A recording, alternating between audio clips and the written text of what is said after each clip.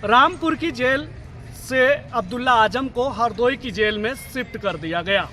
आपको बता दें कि 2 जन्म प्रमाण पत्र के मामले में अब्दुल्ला आजम को 7 वर्ष की सजा एमपी एमएलए कोर्ट के द्वारा सुनाई गई। हरदोई जैसे ही अब्दुल्ला आजम जिला कारागार में शिफ्ट किए गए, सपा नेता वहां पर धीरे धीरे पहुंचने लगे। फिलहाल जिला कारागार के जो अधिकारी हैं उनके द्वारा अब्दुल्ला आजम से किसी की अभी तक मुलाकात नहीं करवाई गई, जिसको लेकर समाजवादी पार्टी के कार्यकर्ताओं के द्वारा जिला कारागार अधीक्षक व जिला अधिकारी को कई एक अभी तक पत्र लिखे गए। अब उनका कहना है कि आखिर जिला प्रशासन अब्दुल्ला आजम से हमारी मुलाकात क्यों नहीं करवाता है। एमपी एमएलए कोर्ट में सजा सुनाने के बाद अब्दुल्ला आजम को रामपुर से हरदोई जेल में शिफ्ट किया गया है। आपको बता दें कि आज सुबह लगभग 8:30 के करीब अब्दुल्ला आजम को रामपुर से हरदोई लाया गया, जहां उनको हरदोई जेल में शिफ्ट किया गया।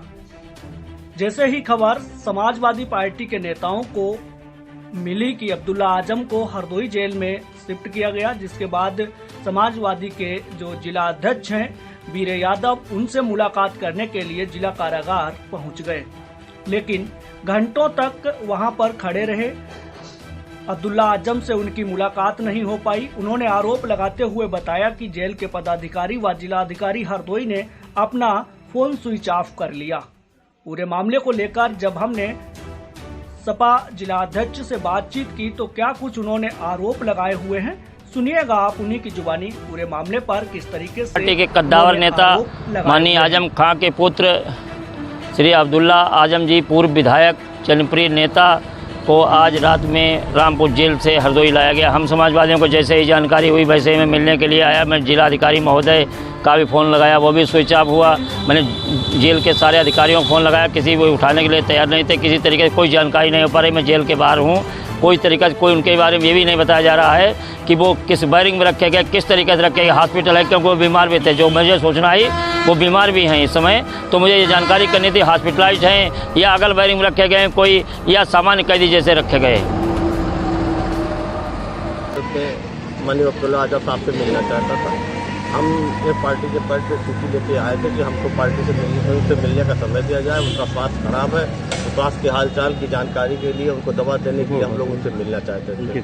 तो जेलर साहब ने कहा कि जेल का मैनुअल के हिसाब से उनसे पूछा गया था कि आप किन किन से मिलना चाहेंगे, तो उन्होंने अपने परिवार के सदस्यों की 10 सदस्यों की सूची दे दी है और उन्होंने कहा कि इन सदस्यों को हम उनसे मिलवाते रहेंगे। तो आज उनकी मौसी अब्दुल्ला आजम साहब की और उनके परिवार के एक लगभग यहाँ आए हुए हैं। हमने उनसे भी पूछा कि हमने अगर किसी प्रकार की कोई तकलीफ हो तो आप हमारे पार्टी कार्यालय में हम लोग बताइएगा। इसके अलावा हमने जेलर साहब से पूछा कि हमने कहा कि साहब आपने किस बैरक में रखा है, तो उन्होंने कहा बैरक नंबर 21 में उनको रखा गया है। हमने उनके स्वास्थ्य के बारे में जानकारी ली तो उन्होंने कहा कि उनका स्वास्थ्य ठीक है, अगर उनको कोई तकलीफ होगी उसकी भी हम उनके लिए दवाई का इंतजाम करेंगे। और हमने खाने के बारे में पूछा तो उन्होंने कहा खाना जो सामान्य लोगों को दिया था उस हिसाब से खाना उनको दिया जाएगा। लेकिन जिस हिसाब से जेलर साहब का